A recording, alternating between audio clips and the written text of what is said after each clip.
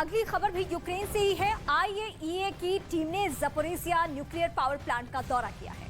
IAEA की team ने nuclear power plant में ज्यादा नुकसान होने से इनकार किया है।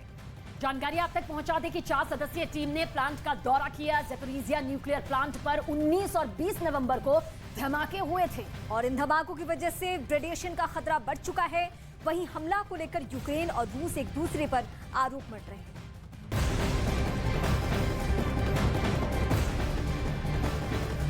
तो महायुद्ध के बीच में रूस के सामने आर्थिक संकट गहरा गया है।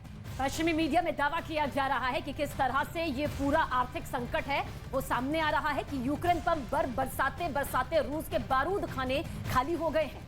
वहीं ब्रिटेन के रक्षा मंत्रालय ने यह दावा किया है कि रूस ने निवेशकों से $13 बिलियन से ज्यादा का कर्ज ले लिया है, जिससे वो युद्ध में हथियार और रसद की कमी को पूरा करेगा।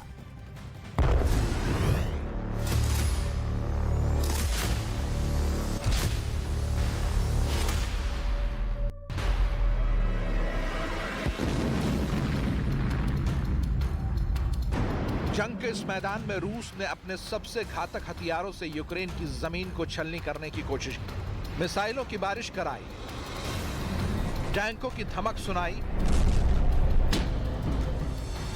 और बारूदी धुएं का यूक्रेन में बवंडर उठा दिया।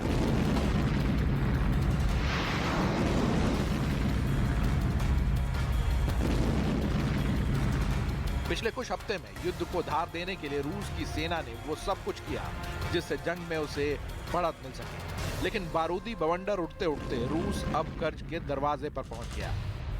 ब्रिटेन रक्षा मंत्रालय ने दावा किया कि रूस ने यूक्रेन से लड़ने के लिए निवेशकों से $13 बिलियन से ज्यादा कर्ज लिया है।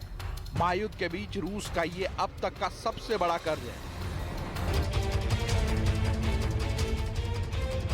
ब्रिटेन के रक्षा प्रमुखों का दावा यह भी है कि यूक्रेन के खिलाफ मैदान में डटे रहने के लिए रूस ने चोरी चुपके से इतनी बड़ी राशि उधार ली है। 2 हफ्ते से जंग तेज है, ऐसे में हथियारों की संख्या भी तेजी से कम हो रही है। यूक्रेन को तो नाटो देशों से हथियार और रसद की मदद मिल रही है, लेकिन रूस अकेले ही मैदान में टिका हुआ है। पश्चिमी मीडिया की खबरों की माने तो पिछले हफ्ते रूस की इकोनॉमी साल की दूसरी तिमाही में 4.1% तक गिरी।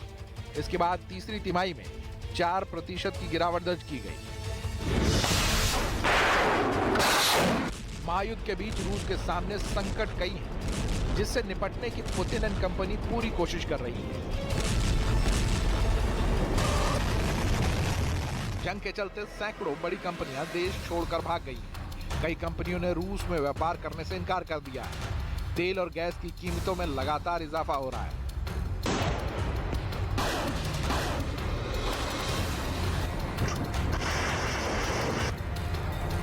ये इशारा करता है कि यूक्रेन से लड़ते लड़ते रूस का बारूदी खाना भी खाली हो रहा है और खजाना भी कम हो रहा है।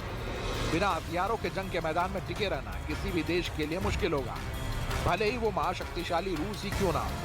ऐसे में अब हथियारों का स्टॉक बनाए रखना पुतिन के सामने बड़ी चुनौती होगी। इससे पहले पश्चिमी मीडिया में रूस के हथियारों का स्टॉक खत्म होने की भी काफी चर्चाएं थी। दावा किया जा रहा था कि रूस के पास मौजूदा हथियारों में लगातार गिरावट हो रही है। रूस की सबसे घातक मिसाइल स्कंदर, कलिब्र और KH-101 का स्टॉक आधे से भी कम बचा है। वहीं जंग में इस्तेमाल हो रहा आत्मघाती ड्रोन भी अब कुछ ही बचे हैं। जाहिर है युद्ध किसी भी देश की इकोनॉमी पर नेगेटिव इम्पैक्ट डालता है। इससे पहले भी कई बार युद्ध के चलते दुनिया के कई देशों की इकोनॉमी में गिरावट देखी गई है। यूक्रेन को घुटने पर टिकाने पर मजबूर करने का सपना लिए पुतिन अपने सारे पैतरे मैदान जंग में इस्तेमाल कर रहे हैं। बारूद की कमी का संकट आने पर वो कर्ज भी ले रहे हैं और साथी देशों से मदद भी।